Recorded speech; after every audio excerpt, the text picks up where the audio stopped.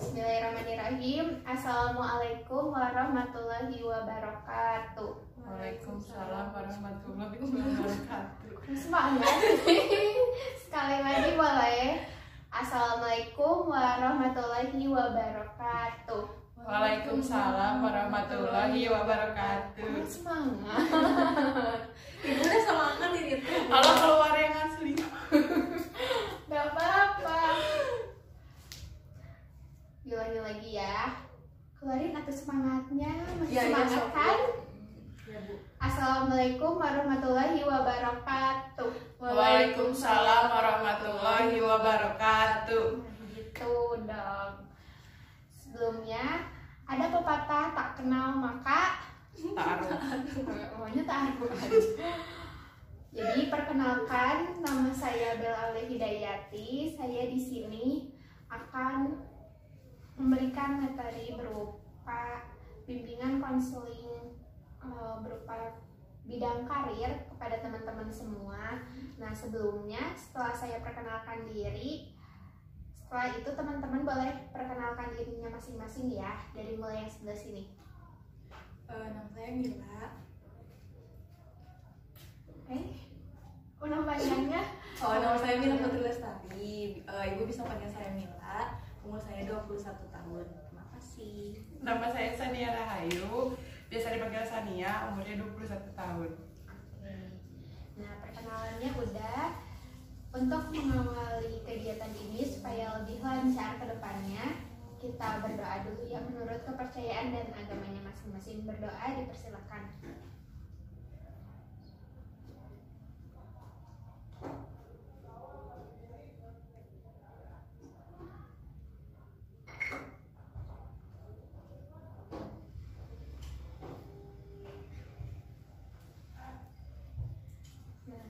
Tadi sudah dijelaskan ya oleh saya.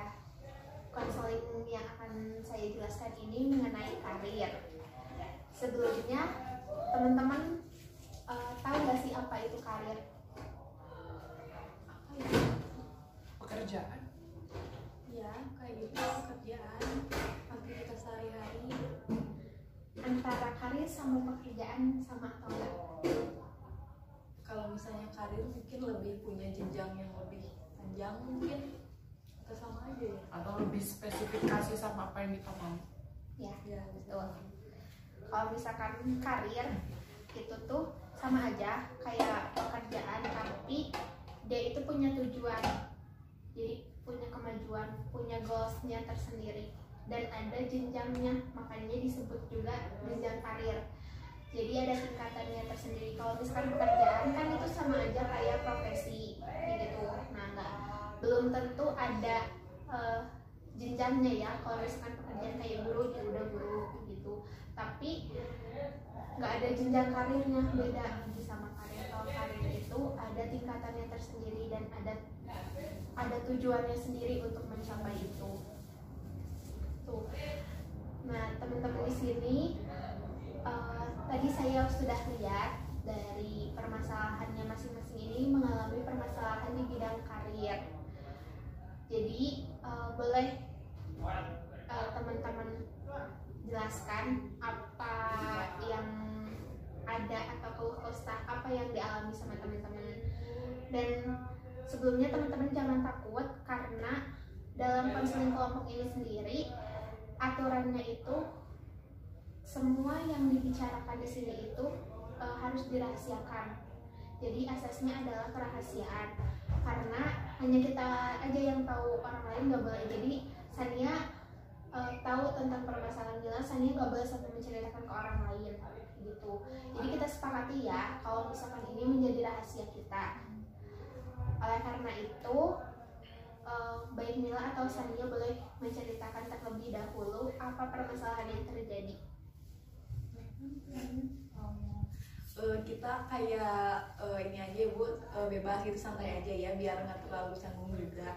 Kalau permasalahan buat Mila sih mungkin kan pertama-tama Mila sekolah di bagian busana gitu ya, lulusan busana, tata busana. Terus akhir-akhir ini sih ngerasa kayak bukan passion gitu. Kalau misalnya kayak ngejahit, kayak pokoknya tentang bidang di kebusanaan itu kayak bukan passion aku gitu ya.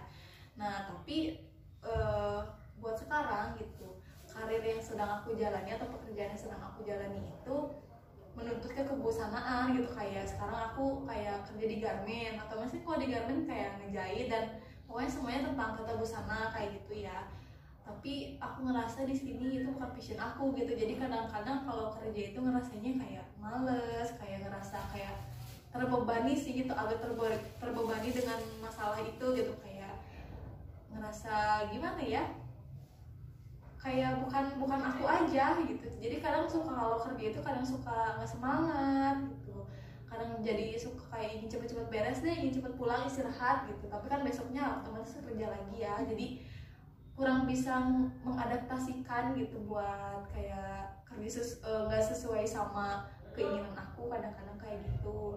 Nah sekarang mungkin lebih ke solusinya gimana sih cara menghadapinya, dan apakah aku harus benar-benar kayak apa ya, mengikuti keinginan aku, atau misalnya emang kembali ke passion aku dan menerima semuanya gitu. Walaupun emang susah sih gitu, cuman kan kalau misalnya kayak rutinitas kadang-kadang kan suka kayak ya udah deh terbiasa gitu.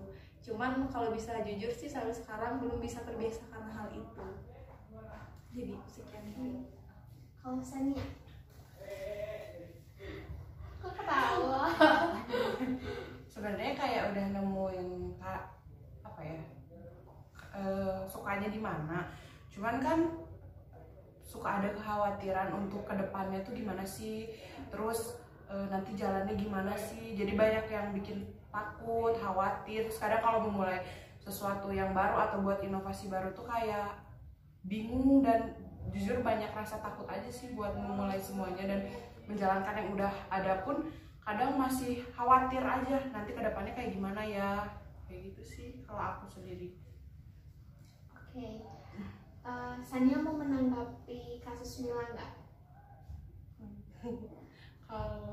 Kalau menurut aku sih ya lebih enak menjalani yang memang kita nyaman. Jadi kalau menurut aku sesuatu yang dipaksakan itu memang sulit dan benar-benar nggak enak. Kalau aku yang pernah ngerasain kan, karena ketika itu bukan bidang kita, ketika ada satu masalah atau satu problem akan lebih mudah menyerah daripada ketika itu emang bidangnya kita gitu. Kalau itu bidangnya kita lebih tahan banting sih kalau menurut aku. Mending mencoba mencari yang memang benar-benar passion kita sih.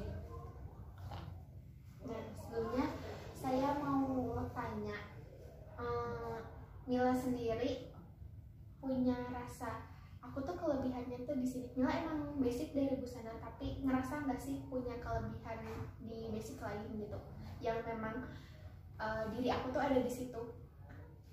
Kalau Mila sendiri sih lebih suka kayak ke seni gitu ya, kayak ke foto kayak gitu, kayak ke apa maksudnya, lebih emang tata busana, tapi aku itu lebih ke yang kayak peraganya gitu, tapi bukan kayak orang yang kayak buat busananya kayak gitu. Dan mungkin lebih suka ke apa ya, hal-hal gini nih, jadi kayak aku nemuin satu pekerjaan tapi aku tuh nggak mau pekerjaan itu kayak nuntut aku buat kayak, kalau di garment kan kayak suka target kayak gitu ya, ada targetan tersendiri dan harus kerja cepet.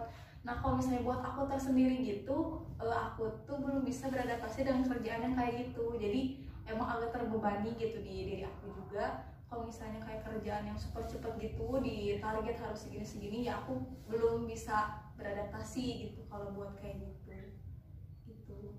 Berarti kalau misalnya kayak gitu lebih ke modelingnya, terus kalau misalkan lebih senang ke fotografi kayak gitu. Jadi kalau saran aku pribadi ya, kalau misalkan memang kita nggak apa ya, nggak ada, bukan basic, jadi hati kita nggak ada di situ, mau segimana pun dipaksain juga nggak akan bisa. Karena pekerjaan sendiri tergantung hati kita. Kalau misalkan kita ngejalaninnya nggak ikhlas, apapun yang dikerjain nggak ikhlas itu nggak akan enak ke kitanya. Kalau misalkan saran saya, mending kerjain apa yang memang hati kamu di situ. Kalau misalkan kamu memang lebih menyukai modeling kayak gitu, terus lebih ke senang fashionnya kayak gitu, hanya sekedar senang bukan yang emang membuatnya, kenapa nggak mencoba ke yang situ gitu? Coba untuk keluar dari dari zonanya yang saat ini gitu, mencoba untuk yang ya ikutan fotografer kayak gitu. Terus karena kan sekarang juga banyak ya di YouTube kayak tutorial foto kayak gimana, terus kayak kita banyak juga sekarang dari kayak kita orang biasa tapi karena dia senang foto jadi selebgram terkenal kayak gitu, sudah dapat endorse, itu kan lumayan juga ya buat kitanya. Emang nggak seberapa dibanding kita kerja di garmen yang gajinya gede, tapi kalau misalkan kita geluti apa yang kita senangi itu nyaman kok kitanya, mau gaji segimanapun juga, tapi kalau kita nyaman di situ ya enjoy jalaninnya. Setahu aku ada di Cianjuang, jadi kelasnya tuh dia tuh kayak sekolah bisnis kayak gitu. Di situ tuh kita belajarnya tentang kayak paragraf, terus Photoshop, foto kayak gitu. Jadi emang kita ngegelutin dunia kayak gitu. Bukan cuma kerja, tapi kita tuh belajar juga jadi pemateri kayak gitu juga. Terus belajar tentang fotografer kayak gitu. Kalau misalkan mau mencoba, coba aja ke situ. Cukup sekian atau masih kurang? Cuman ini sih Bu, gimana ya cara menghadapinya gitu, karena maksudnya sampai sekarang juga saya masih bergelut di tempat kerja saya yang itu gitu. Jadi bingungnya itu kalau misalnya mau keluar, sementara relasi saya itu kebanyakan yang ke garmen lagi gitu. Sebelum ke garmen pernah kerja di pabrik makanan juga sih kayak gitu ya. Nah mungkin bisa dibilang tempat saya dan posisi saya itu lebih nyamannya di sana gitu, kayak di tempat makanan itu ya gitu. Cuman kalau untuk sekarang kayak khususnya di daerah Cimahi gitu kan jarang juga, dan misalnya emang ada gitu, cuman kalau ada juga kan mereka punya kualifikasi yang tertentu gitu ya, yang mungkin bisa dibilang saya nggak ada gitu, jadi kan agak susah juga gitu.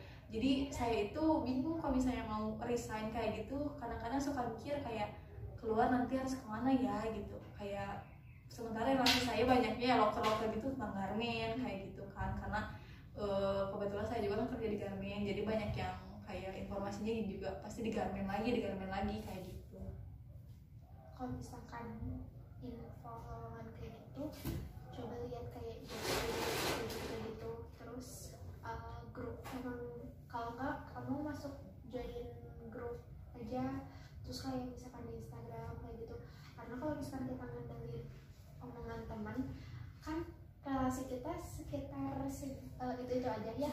Jadi otomatis ya orang yang nyampein informasi juga pasti tentang seputar garmen.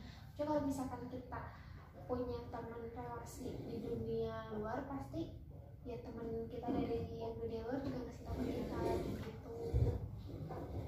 Kalau kayak gitu ya nanti saya coba lagi cari-cari mungkin kerjaan yang sesuai dengan passion saya juga. Kalau misalnya ada ya maka saya jalani gitu, jadi lebih enak juga kan menjalaninya gitu kalau misalnya sesuai sama passion saya, dan rasa nyamannya juga kan bahkan lebih gitu kan kalau misalnya sesuai dengan keinginan juga gitu. Oke, terima kasih. Mila menanggapi kasus Zeda misalnya, kalau menurut saya sih emang semua manusia pasti memiliki ketakutan ya buat masa depannya, dan maksudnya di umur yang kita 21 ini kan gak mudah gitu buat melewati. Dari kita lulus SMA pun emang sebenarnya kan hari-hari tersulit, bisa dibilang hari-hari terberat yang benar-benar menjadikan kita dewasa itu baru dimulai, bisa dibilang kan kayak gitu. Jadi sih wajar kalau misalnya kayak setiap orang punya rasa takut, rasa kecemasan, bahkan kalau misalnya memiliki trauma atau kekecewaan dari kisah-kisah sebelumnya yang pernah mereka alami, emang wajar banget kan kayak gitu. Cuma sih kalau kayak prinsip saya kayak lebih ke pertama, rezeki itu emang pasti gak akan tertukar ya, pasti kayak Allah tuh udah bener-bener kayak ngasih rezekinya masing-masing gitu, misalnya kayak gitu. Terus dan buat mencapai kebahagiaan itu kan emang maksudnya nggak mudah dan nggak instan, pasti ada setiap halnya itu pasti ada prosesnya, pasti ada rintangannya kayak gitu kan. Tapi emang wajar, maksudnya kayak kita ngalami ketakutan, kecemasan itu emang wajar gitu. Cuman ya harus berpegang teguh aja bahwa setiap kesulitan, setiap rasa takut yang kita alami itu nggak akan menetap selamanya kan, karena dunia itu pasti berputar, pasti nggak akan terus sedih, terus nggak akan pasti terus ngerasa kayak terpuruk. Pasti kita juga ada fase-fase dimana kita bangkit lagi, kita bahagia lagi, menemukan kayak jati diri kita lagi gitu.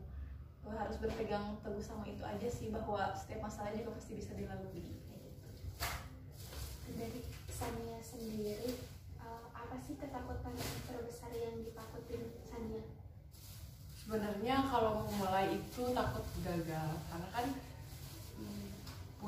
bisa dibilang punya trauma lah sama masa lalu, juga pernah tersudut gitu. Jadi kalau sekarang memulai itu sebenarnya terlalu mikirin omongan orang, nanti orang kayak gimana, terus nanti gimana ya impactnya ke aku, terus karena pernah benar-benar tersudut kan ya, jadi terlalu takut aja sama apa yang akan terjadi gitu. Karena waktu ada di kondisi itu kan ngerasa benar-benar mencekam dan nggak tahu harus kayak gimana. Takutnya kondisi itu tuh ada lagi gitu ketika aku mau memulai sesuatu. Sebenarnya kalau misalkan kita terlalu mendengar omongan orang itu nggak akan pernah ada habisnya ya. Makanya ada kata gini, kita punya dua tangan, nggak akan bisa menutup semua mulut orang-orang, tapi kita bisa menutup telinga kita untuk berhenti mendengar omongan mereka. Karena tangan-tangan kita tuh nggak akan bisa menutup mulut mereka untuk berbicara.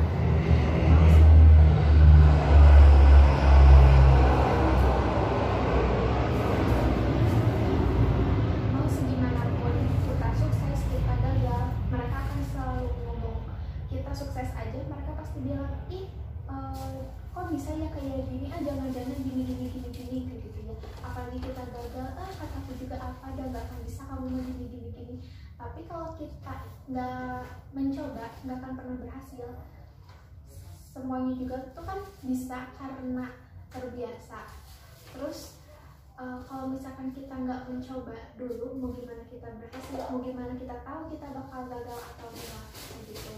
Jadi jangan pernah dengerin apa kata orang, intinya mah yakin sama diri sendiri, karena kekuatan terbesar itu ada pada diri sendiri. Orang lain itu nggak akan membantu kita, yang nolong kita itu ya diri kita sendiri. Tumpuan terbesar kita untuk mencapai sesuatu juga kan diri sendiri. Nggak akan mungkin orang tua menumpuk kita, tapi orang tua hanya menopang, bukan menopang yang utama, jadi hanya sebagai support system lah. Tapi orang lain itu akan selalu menjatuhkan kita. Di saat kita sukses, justru orang akan semakin banyak yang menghujat kita, akan semakin banyak godaannya gitu. Tapi kalau misalkan kita yakin sama diri kita, kalau misalkan kita tuh bisa, kita tuh bakalan berhasil, dan kita tuh, mereka tuh jadiin acuan untuk kita bisa membuktiin ke mereka kalau misalkan kita tuh pasti bisa. Jadi jangan pernah dengerin apa kata orang, jangan pernah mikir aku tuh bakalan gagal gitu. Kalau misalkan kita dari awal aja udah pesimis duluan, mau gimana ke depannya gitu. Kita lihat videonya ya. Apa sih tadi teh? Berarti naon?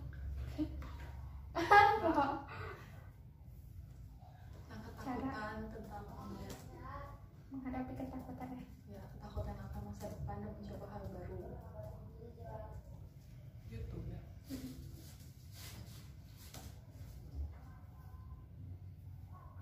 Bisa dibilang juga kalau omongan orang emang gak ada habisnya ya Bu gitu. Selalu ngomong ini lagi, kita udah sukses bahkan masih bisa diomongin juga. Betul sekali. Nah, di sini kita lihat videonya ya.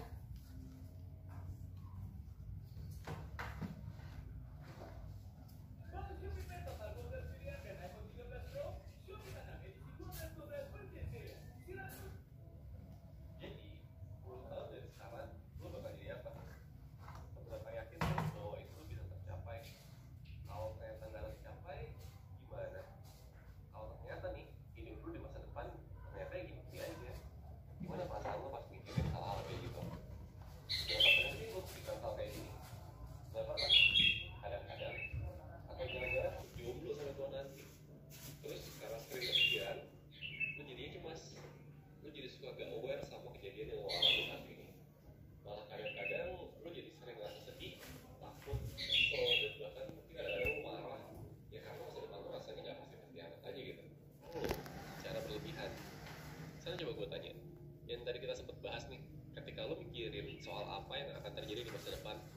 sih yang bisa lo pikirin? Apakah lo mikirin soal target lo di masa depan, kepastian dan jawaban? Kenapa orang butuh kepastian? Ya supaya kita bisa persiapkan diri untuk mengatasi apa hal yang bakal terjadi. Ini normal, semua manusia punya insting ini. Nah tapi segala sesuatu yang berlebihan itu bisa jadi buruk. Jadi gitu ya, lo mikirin masa depan karena lo pengen kepastian, itu kalau kadarnya normal itu bagus buat lo. Kalau lo berlebihan dan jadi overthinking itu kan. Sebelum mengakhiri kegiatan, bisa menyimpulkan dulu nggak apa yang tadi kita bahas, dan dari video yang tadi kita lihat kesimpulannya itu apa? Kalau misalnya buat Mila yang tadi Mila tangkap di videonya, bahwa misalnya kayak kegagalan dan kesuksesan seseorang itu terletak pada dirinya sendiri, dan kita emang tahu kan bahwa yang berlebihan itu emang baik. Jadi seharusnya ya nggak boleh kayak gitu, overthinking yang berlebihan itu nggak baik. Boleh overthinking sebagai evaluasi diri sendiri, cuman kalau misalnya berlebihan itu tidak baik.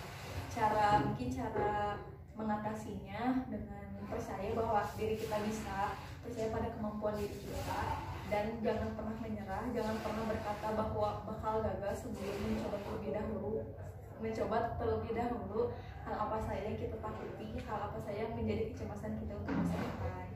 Jadi alangkah baiknya untuk selalu meyakini bahwa setiap rasa cemas dan rasa takut itu ada hikmahnya, akan ada hal baiknya juga jika kita terus percaya dan berusaha kedepannya akan jauh lebih baik. Saya mau menambahkan. Oke.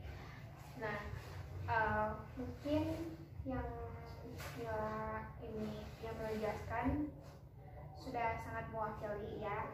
Terus untuk kedepannya, jadi kita buat kayak dream board gitu. Jadi tulis apa impian yang emang ingin diraih. Jadi dalam 1 bulan ini kayak planning lah, 1 bulan ini tuh kita tuh mau apa gitu. Nah nanti sama teman-teman di checklist tuh tercapai atau enggak. Jadi itu bisa jadi tolak ukur buat diri juga kalau misalkan kita tuh mampu mencapai itu enggak gitu. Jadi itu bisa dibilang juga tingkatan karir juga. Terus kayak tadi kan Mila kayak punya passion gimana, terus tapi apa ya, bisa dibilang si passion itu nggak sesuai dengan yang dijalanin. Nah coba-cobalah untuk kayak apply lamaran kemana kayak gitu ya, ditulis aja, terus kayak misalnya ketakutan terbesarnya tuh apa. Nah aku tuh berhasil melawan ketakutan itu atau enggak gitu, ditulis aja di sini. Nanti di pertemuan selanjutnya sama saya dijadikan bahan evaluasi itu kalian sudah melakukannya atau belum, terus apa yang hari ini kita konselingkan atau kita obrolkan itu tuh berhasil menyerap atau tidak di diri kalian itu. Sekian dari saya, mohon maaf bila banyak salah-salah. Wabillahi taufiq wal hidayah. Wassalamualaikum warahmatullahi wabarakatuh.